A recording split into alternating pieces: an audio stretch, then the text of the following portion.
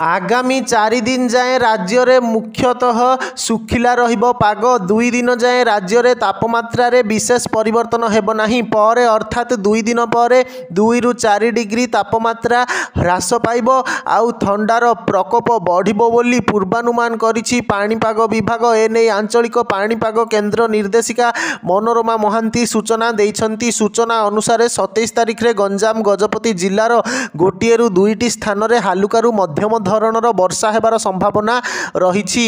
एणे 28 तारिख रे गंजाम गजपति मालकानगिरी केन्द्रापड़ा जगतसिंहपुर पुरी एवं कोरापुट आदि जिला गुड़िकरे गोटे बा 2टी स्थान रे हालुकारु मध्यम धरणर वर्षा हेबार संभावना रही। 29 रे मध्य गोटे किंबा 2टी स्थान रे वर्षार संभावना रही। 25 और 26 तारिख रे विशेषकर दक्षिण ओडिशा रे मेघुआ पाग देखिबाकू मिलिबो। सेपटे गत 24 घंटा रे फुलबाणी रे सर्वनिम्न तापमात्रा 11 डिग्री रेकर्ड करा जाइछि। सेहिपरि पहाड़िया अंचल जी उदयगिरी रे सर्वनिम्न तापमात्रा 8.5 डिग्री रेकर्ड होइछि। भुवनेश्वर रे सर्वनिम्न तापमात्रा 15.4 डिग्री रहिथिबा बेले कटक रे 16.5 डिग्री तापमात्रा रेकर्ड होइछि।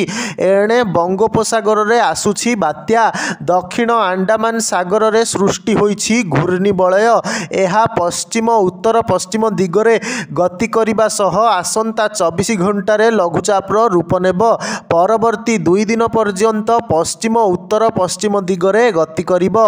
दक्षिण पश्चिम बंगोपसागर रे नेब अवपातर रूप। परवर्ती समय रे आहुरी घनीभूत होई नेई पारे बात्यार रूप। बात्यार रूप नेला परे तार ना रहिब पेंगाल। बात्याटी तामिलनाडु एवं श्रीलंका उपकूल मुहां हेब। 25 किंबा 26 तारिख रे बात्या स्थल भाग छुई पारे बोली भारतीय पाणीपाग विभाग पूर्वानुमान करिछि। तेबे लघुचाप किंबा बात्यार प्रभाव ओडिशा उपरे पड़िबो नाही। सिस्टम उपरे आईएमडी रो स्वतंत्र नजर रहिछि। बात्यार तीव्रता केते रहिबो ए जाय होइनि स्पष्ट। लघुचाप सृष्टि परे चित्र स्पष्ट करिबो भारतीय पाणीपाग विभाग।